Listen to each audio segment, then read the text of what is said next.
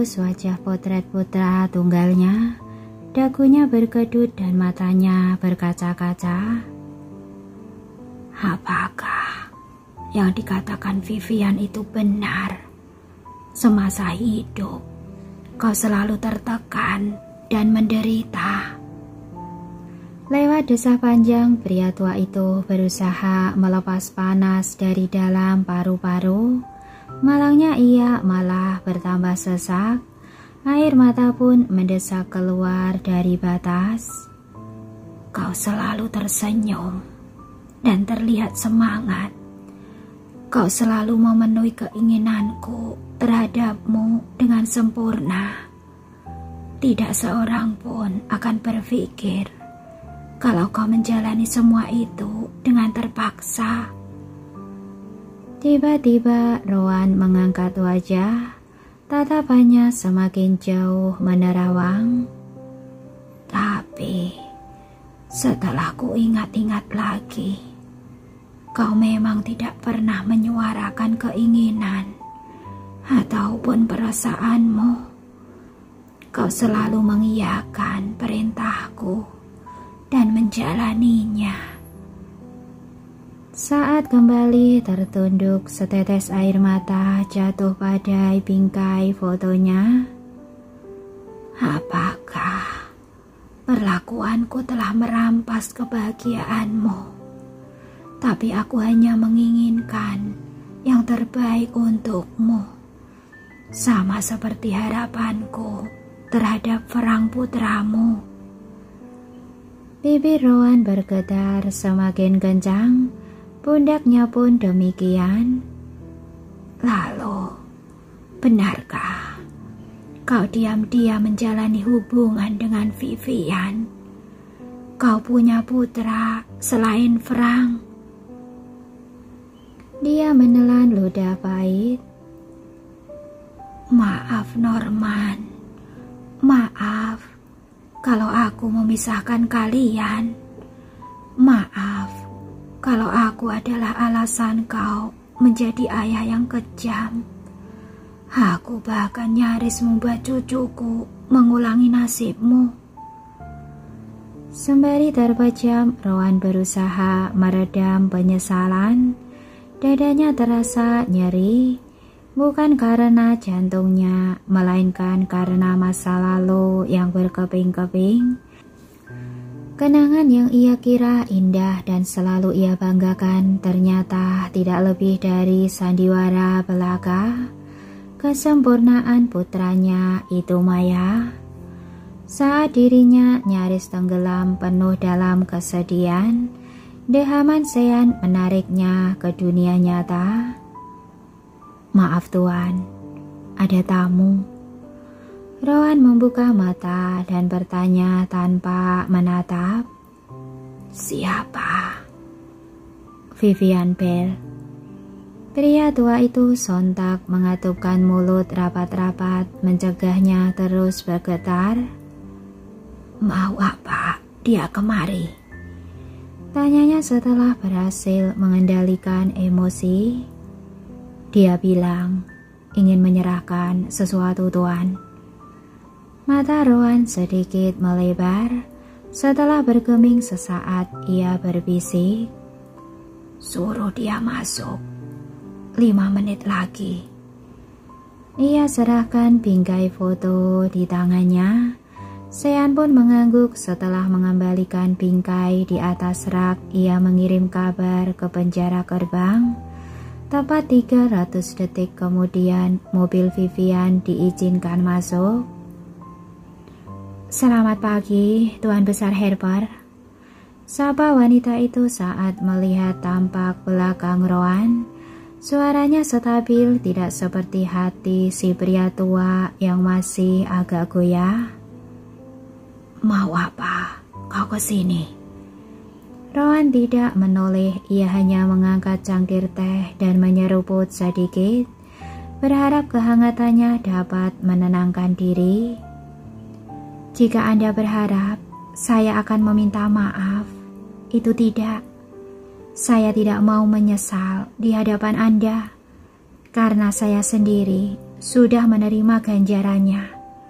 Jeremy membenci saya sekarang. Suara Hill membentur lantai terdengar. Setelah beberapa ketukan, Vivian tiba di sisi Rowan. Berkat Anda, saya berharap dia mewarisi sifat ayahnya untuk menomorsatukan orang tua. Sayangnya, dia malah mengkopi sifat saya, hanya peduli pada satu orang yang benar-benar membekas dalam hati dan pikirannya. Lihat saja betapa dia peduli pada adiknya. Sang pria tua mengerutkan alis, ia melirik sedikit. Apa yang kau coba jelaskan? Jangan bertele-tele. Jeremy hanya setia kepada Frank. Mungkin karena aku tidak membekas dalam kenangannya, dia tidak peduli padaku. Sepertinya dia membalasku karena tidak peduli padanya saat terlalu terpaku pada Norman. Itu salahmu sendiri. Siapa suruh kau tidak move on dan melanjutkan hidupmu sendiri? Rutuk Rowan ketus. Vivian tersenyum miris. Aku sudah berusaha, tapi ia maju selangkah dan meletakkan setumpuk amplop di samping cangkir. Dia terus mengirimku ini. Bagaimana mungkin aku bisa melupakannya? Rowan melirik mendapati tulisan tangan sang putra pada amplop teratas. Matanya membulat, nafasnya mulai tersendat. Vivian tersenyum mendapati respon itu. Bukalah dari atas, Anda akan tahu isi hati Norman yang sesungguhnya. Sedetik dua detik pria tua itu tetap bungkam. Tak ingin menunggu tanggapan, Vivian pun berbalik pergi. Sean, bisik Rowan saat telinganya tidak menangkap suara ketukan sepatu lagi. Tangannya gemetar ke arah meja. Tanpa menunggu perintah lebih jelas, Sean membuka amplop teratas lalu menyerahkannya bersamaan dengan kaca mata baca. Dear Vivian, ku dengar kau tidak menempati apartemen yang kusiapkan. Mengapa?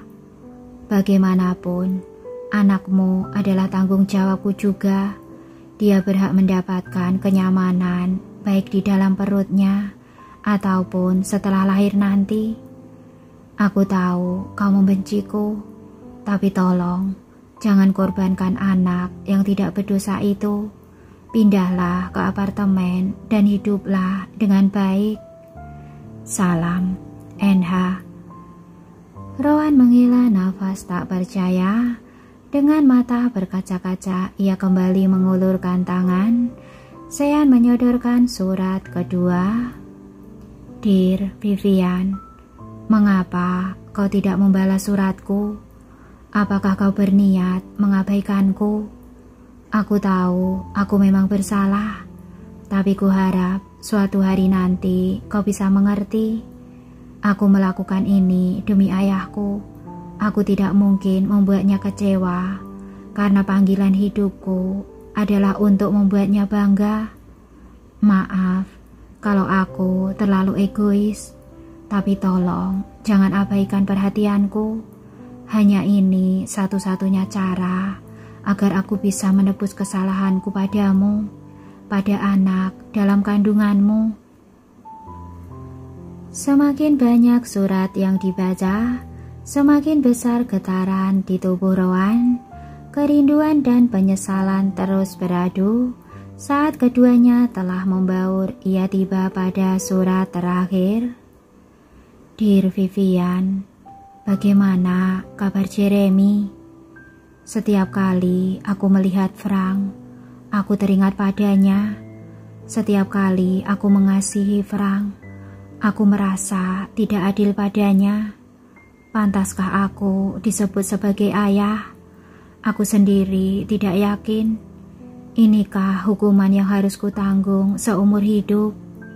Jika iya, maukah kamu memaafkanku? Jika tidak, tolong jangan buang semua pemberianku. Kalian layak mendapatkan itu. Tangan Rowan langsung jatuh ke pangkuan. Kertas yang semula digenggamnya melayang dan mendarat di lantai. Apa yang sudah kulakukan, Sean? Air mata Rowan berjatuhan. Apakah aku sudah mendidik anak dan cucuku dengan cara yang salah? Aku hanya ingin mereka mendapat hidup yang sempurna. Tapi mengapa aku malah membuat mereka tersiksa? Sementara Rowan terisak, Sean memungut surat dan mengembalikannya seperti semula. Tidak ada kata yang berani ia ucapkan. Apa gunanya aku hidup selama ini kalau anak dan cucuku saja membenciku? Perhatianku terhadap mereka selama ini sama sekali tidak berarti, Sean. Tidak. Maaf Tuan, menurut saya mereka tidak membenci Anda. Bukankah Tuan Norman menyebutkan kalau berbakti kepada Anda adalah panggilan hidupnya? Beliau pasti sangat menyayangi Anda. Tapi dia juga tidak suka caraku mendidiknya. Dia benci pada perlakuanku, tapi berusaha menahannya. Rowan mulai mencengkeram dada. Nafasnya terasa semakin berat. Aku sungguh tidak layak hidup. Sesalnya sambil terpejam, punggungnya mulai membungkuk. Percuma umurku panjang kalau keberadaanku hanya mempersulit mereka. Mendengar keputusasaan itu, Sean pun terpanggil untuk meraih tangan bosnya. Ia berniat menenangkan, namun tanpa terduga pria tua itu malah memelototinya. Tangan rentannya balas mencengkeram. Kurasa ini adalah saatnya kau bebas, Sean. Bukankah selama ini kau juga kukekang? Pergilah, kembalilah pada keluargamu. Aku tidak akan menekanmu lagi. Rahasiamu aman bersamaku. Mata sang asisten sedikit melebar. Selang satu kedipan ia bergumam. Anda bersungguh-sungguh, Tuan. Anda tidak akan membongkar kejahatanku kepada mereka. Iya, mereka tidak akan tahu bahwa suami dan ayah yang mereka cintai telah banyak membunuh. Aku akan meminta agen rahasiaku untuk memusnahkan dokumenmu. Dan sebagai misi terakhirmu, bunuh aku. Sean bergeming sejenak, bola matanya bergetar menatap raut bosnya yang menyerupai orang gila. Maaf Tuan, saya tidak bisa. Kematian bukanlah jalan keluar dari permasalahan hidup Anda. Rowan tercengang. Mengapa? Bukankah kau sudah terbiasa dengan tugas itu? Bukankah kau juga diam-diam membenciku? Aku selalu semena-mena terhadapmu. Aku tidak pernah menghargaimu. Sean mengatupkan mulut, rahangnya berdenyut-denyut. Awalnya memang begitu. Saya bahkan pernah berencana untuk melenyapkan semua bukti dan juga nyawa Anda. Tapi ia menarik nafas berat. Seiring berjalannya waktu, saya sadar Anda begitu kesepian dan menyedihkan. Saya mengerti apa yang mengubah Anda menjadi begitu kejam. Saya menjadi iba. Rowan terpaku, pengakuan Sean terlalu mencengangkan baginya. Ia tidak pernah menduga kalau asistennya itu juga memiliki sisi semacam itu. Selain itu, hanya Anda yang mau menerima saya pasca dipecat dari militer. Saya tetap bisa menghidupi keluarga saya karena Anda, walau harus merampas hak orang lain. Lambat laun, saya merasa ada ikatan di antara kita. Anda sudah saya anggap seperti seorang ayah sekaligus panutan. Bibir Rowan kembali bergetar hebat, kepalanya tertunduk, air matanya lanjut tergenang. Dosaku banyak, Sean. Bukan hanya kepada keluargaku, tapi juga kepada semua orang yang kutindas, termasuk kamu dan anak buahku. Aku sama sekali tidak sempurna. Mengapa kau malah menjadikanku panutan? Saya salut dengan semangat Anda yang tak pernah padam walau banyak rintangan menghadang. Anda selalu punya cara untuk menyelesaikan suatu masalah. Anda memberi saya inspirasi untuk tetap bertahan seberapapun rindunya saya terhadap keluarga. Jawaban Sean mengundang Rowan untuk kembali mengangkat wajahnya yang penuh ratapan. Tapi caraku salah, pandanganku salah. Lihatlah bagaimana Frank tidak pernah bangga kepadaku. Dia akhirnya membangkang demi melepaskan diri dari pengaruh burukku. Kau tidak boleh meniru jejakku jika tidak ingin hidupmu hancur. Sang asisten hening sejenak, bibirnya terasa berat tetapi hatinya ingin bicara. Menurut saya, belum terlambat untuk Anda memperbaiki keadaan, Tuan. Apalagi cucu-cucu Anda begitu polos, mereka pasti memaafkan Anda. Rowan ternganga tanpa kata, otaknya sibuk membuat perhitungan. Tapi, aku sempat ingin membunuh mereka dan berkali-kali mencelakakan ibu mereka. Aku juga sudah menjatuhkan kue ulang tahun mereka. Mustahil mereka tidak membenciku. Sean tersenyum samar. Kalau memang ada kebencian di hati mereka, mereka sudah membenci Anda sejak awal, Tuan. Sejak Anda menolak hadiah pertama dari mereka, gambar yang mereka buat dengan pensil warna mereka. Rowan mulai merenung dalam keheningan.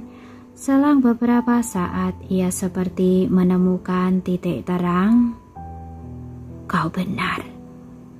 Berapa kali aku mengecewakan mereka. Berapa kali juga mereka memberiku kesempatan. Mereka tidak membenciku. Apakah itu berarti aku bisa dekat dengan mereka? Sean mengangguk. Tentu saja bisa, Tuan. Mereka bahkan mau memaafkan Tuan Muda Frank. Mereka pasti mau memberi kesempatan untuk Anda. Sambil mengangguk-angguk, Rowan mendesah. Iya. Aku harus bergerak cepat mengambil kesempatan. Tapi sebelum itu, aku harus menebus dosaku dulu. Aku tidak mungkin menghampiri mereka dengan tangan yang masih kotor. Sean mengerutkan alisnya sedikit. Apa yang ingin Anda lakukan, Tuan? Pria tua itu menatapnya lekat-lekat. Sumbangkan semua kekayaanku kepada keluarga korban. Itu memang tidak akan mengembalikan nyawa yang telah hilang, tapi setidaknya itu bisa meringankan beban hidup mereka. Bibir Sean terkatup sesaat. Maaf, Tuan, saya belum menceritakannya kepada Anda. Tapi Tuan Muda Frank sudah melakukannya. Rowan terbelalak. Melakukan apa? Memberi tunjangan hidup kepada setiap keluarga korban. Dia memastikan tidak seorang pun yang hidup kekurangan. Raut si pria tua mendadak sendu, matanya tampak redup. Selama ini ia mengira dirinya tahu semua tentang Frank. Ternyata ia salah besar. Kalau begitu, pergilah Sean. Aku membebaskanmu. Mulai detik ini, mari jalani hidup dengan benar. Oke, kakak semuanya, untuk hari ini sekian dulu ya. Dan maaf untuk cerita yang ini saya upnya terlalu malam ya. Terima kasih buat semuanya. Wassalamualaikum warahmatullahi wabarakatuh.